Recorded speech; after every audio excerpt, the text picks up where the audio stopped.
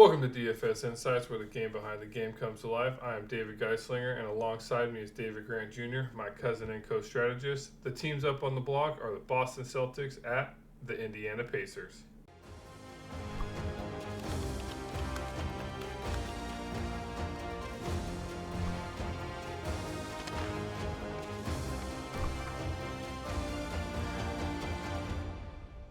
With your lineup success as our top priority, this is where David and I will dive deep into our top three players that we like for this specific game in the series. We're going to break down the strategy behind our picks and share the insights that will help your lineups get over the top and into the money. Yeah, nice. So we just wrapped up game two, Dallas versus Minnesota. So Dallas is up in that series there. So yeah, Celtics are up two. Let's go ahead and do a quick recap of game two before we get into game three and see how we think that one's going to turn out. So looking here at game two, Boston ended up taking that 126 to 110. Top fantasy producers there for Indiana: Siakam, Halliburton, Nemhard. Top three, where the top three for Boston were Jaylen Brown, Derek White, and then Jason Tatum there. So looking at the optimal, Jaylen Brown came in, so that was a pretty good fade there for Tatum. Derek White, if you listened to our last podcast, that was one of our leverage plays there at the star position. Siakam came through towards the end. I think he got a little bit more usage there with Halliburton going out, and then Nemhard and Al Horford come wrapping it up at the utilities. So looking at the averages, these are the average ownerships between games one and two. So and the current salary for game three. So use this table here to generate those lineups to consider possibly making that unique lineup for game three. Tatum still probably projected the highest MVP wise, followed by Halliburton.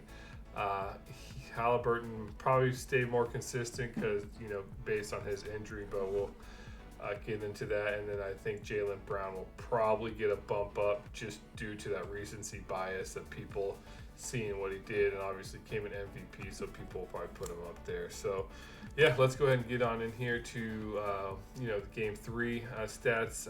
Celtics coming in favored again, 7 points. So over under sitting at 222.5. The rating, offensive rating for Boston Celtics 125.1, defensive 116.7. Game pace dropped quite a bit from last, where it was like 101. Now it's at 97.66. So it did slow it up, and I think that pans in more favor towards the Celtics. Injury to keep an eye on. Porzingis is officially ruled out, so that's good news for DFS. You don't have to worry about him, destroying the consistency they've had with, him out fantasy-wise, maybe not team-wise. Luke Cornett got hurt his wrist last game, so he is a game-time decision. So, be following that news. And then also for Indiana, Halliburton. So that's huge news over there with the hamstring injury. So definitely be keeping an eye on that, because that will affect quite a bit. So yeah, with that, let's David, you got anything to add game three general stats before we get into our breakdown here? Just that my breakdown will consist of Tyrese Halliburton playing, I'd say 22 minutes or less, or not. I think he is going to try, at least give it a go. And if he does, though, it's a hamstring injury, and I just feel like he's not going to get his normal allotment of minutes. So that's how I'm going to be approaching this slate. Yeah, kind of what OG Anunoby did last series with that. All right. Well, let's go ahead and move on in here to our breakdown. So go ahead and start us off here. Yeah, so my first play is going to be Mr. Pascal Siakam.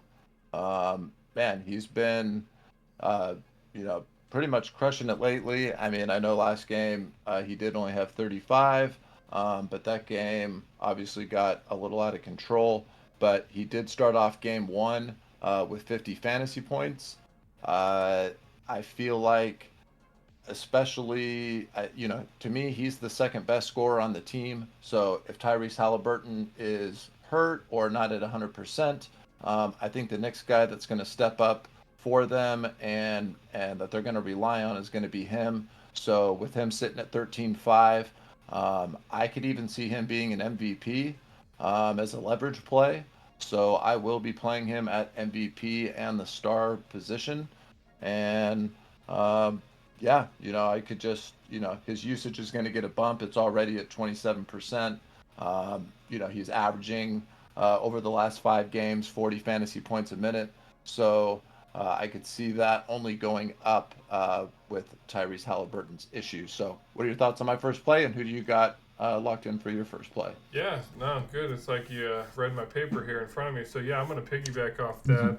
I'm going to talk about my three leverage plays here for the slate. So my first one being Siakam, Pascal Siakam here at the MVP, as you mentioned.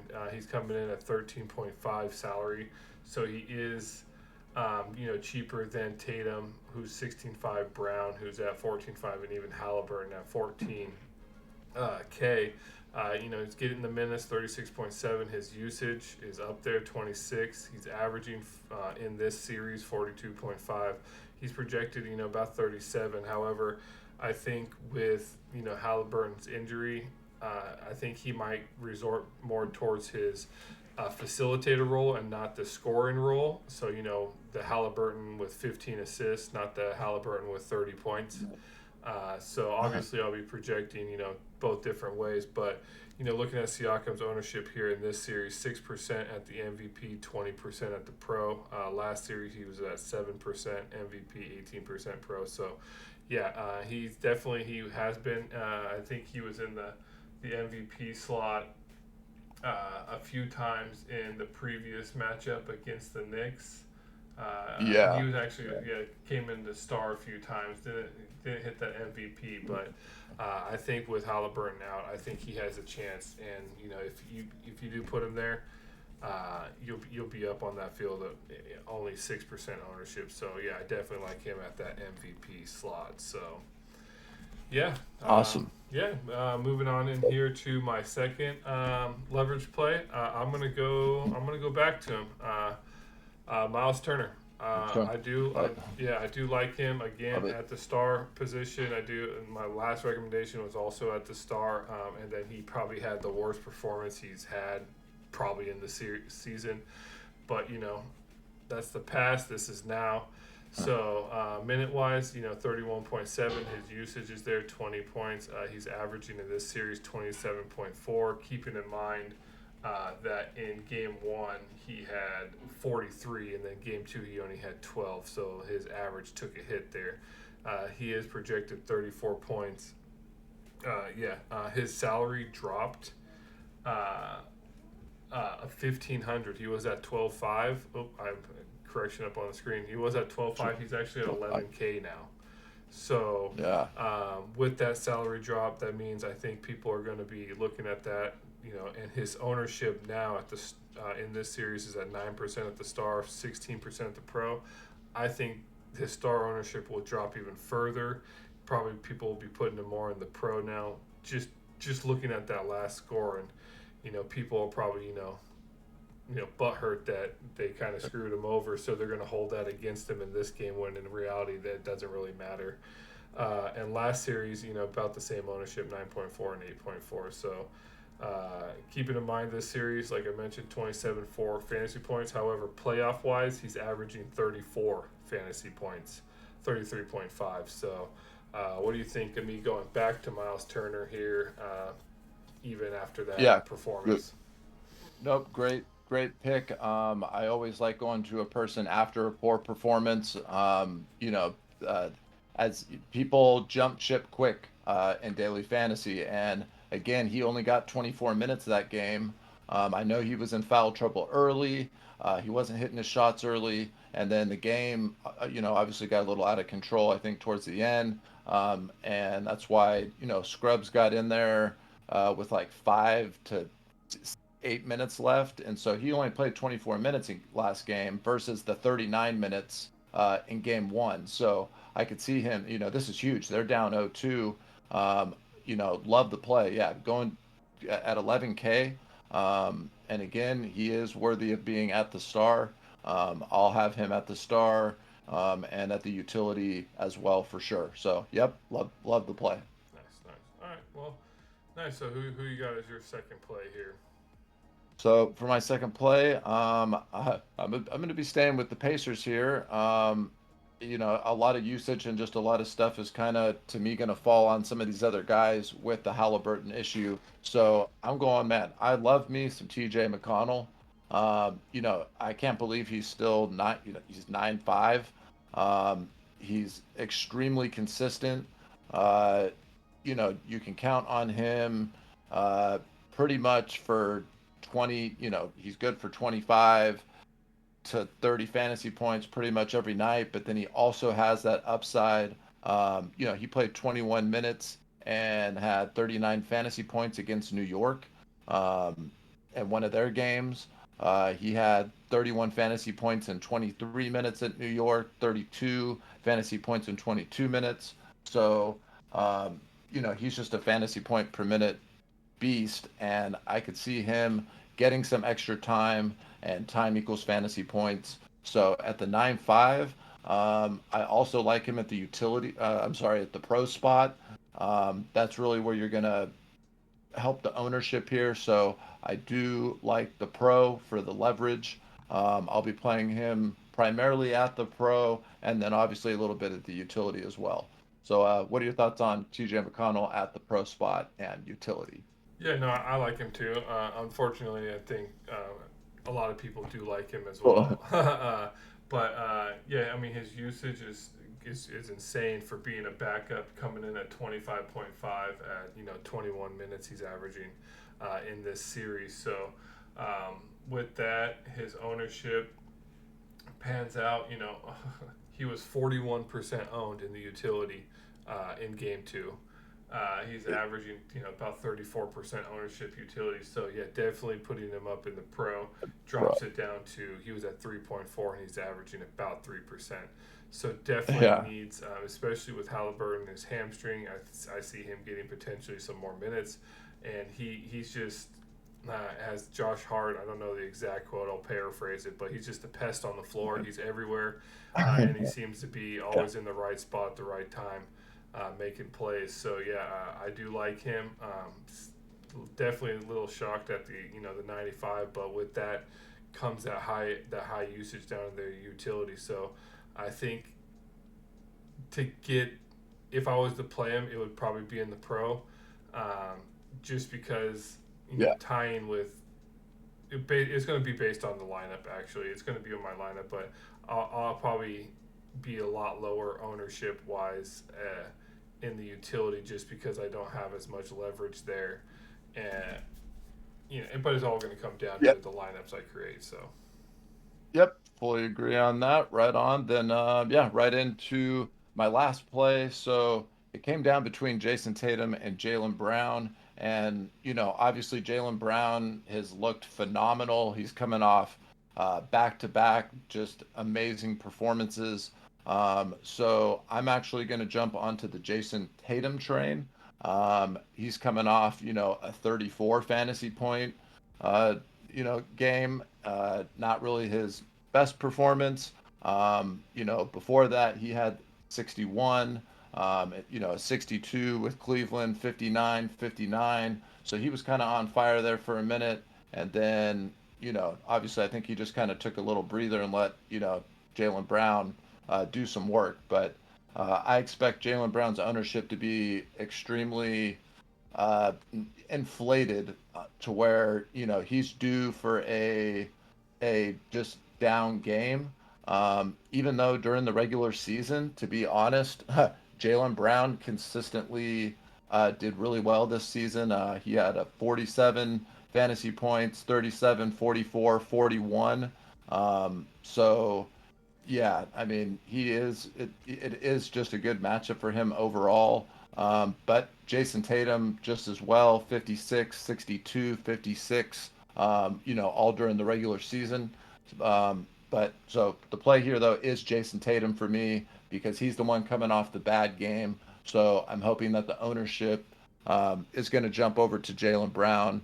So I'll be putting Jason Tatum, big surprise at MVP.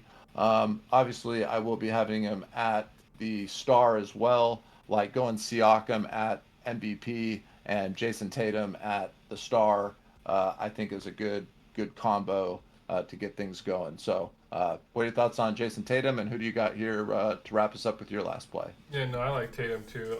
Probably the only one I wouldn't mind eating as much chalk on there, and then have them go a little bit more heavy leverage on a different, maybe the star position or the pro position. But yeah, he's coming in at 63% in the MVP. Wow, So still, yeah, yeah, so yeah. 60. He was 60.5.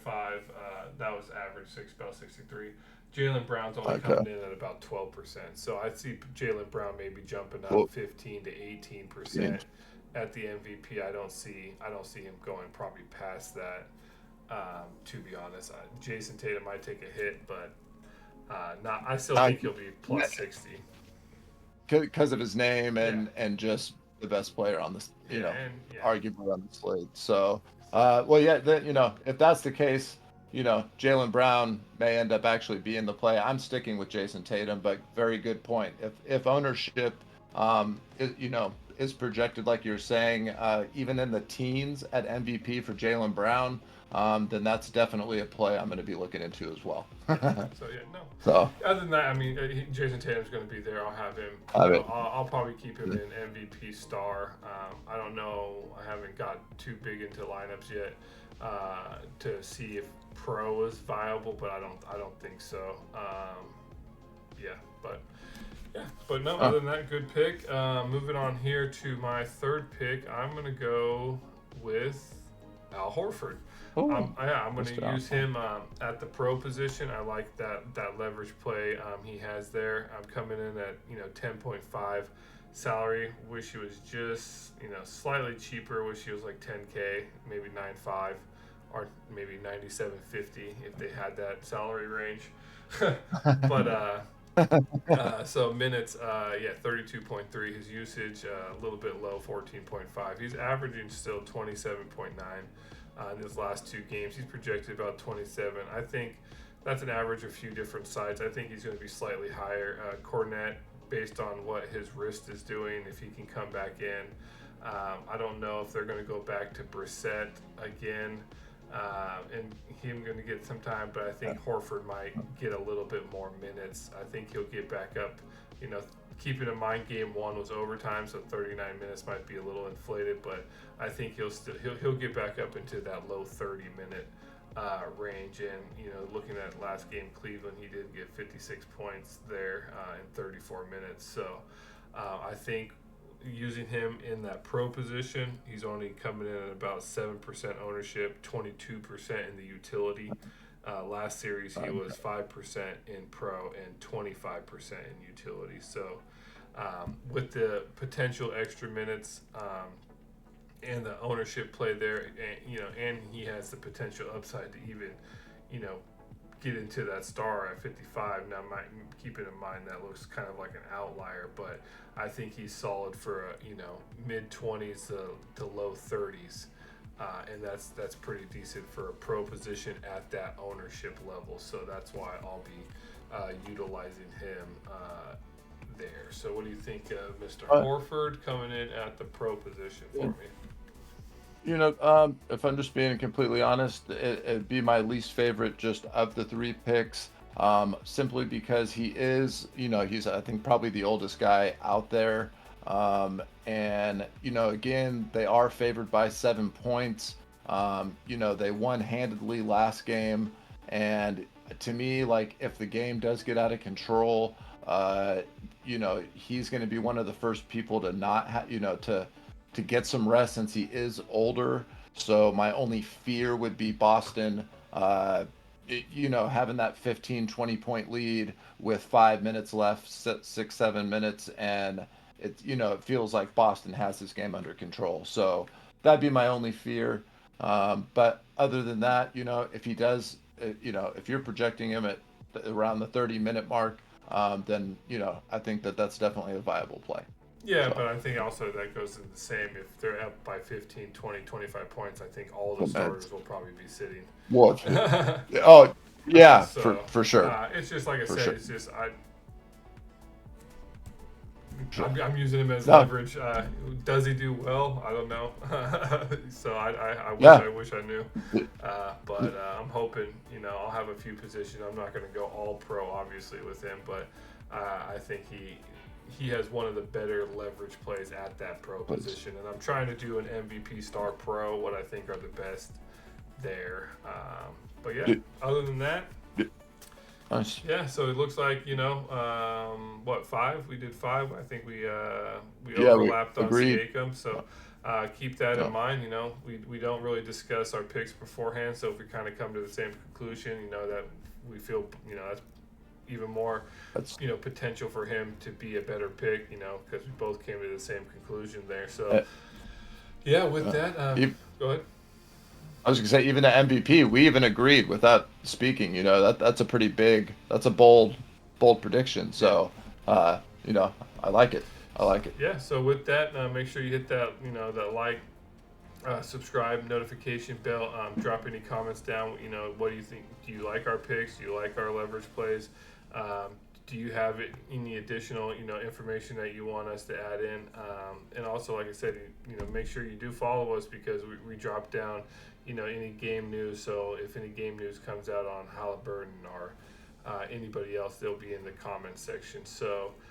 With that, stay tuned. We'll be covering, Game 3, heading over to Dallas as well. So that'll probably be the next video up here in the playlist. So make sure you're subscribed so you don't miss those. And UFC coming in next week. So with that, good luck. Hope to see you on the leaderboards. And David.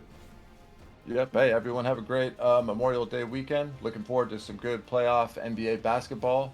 And looking forward to those UFC salaries dropping on Monday. And we'll have that content up for you next week as soon as possible. So wish everyone good luck out there, and we'll see you on the next one.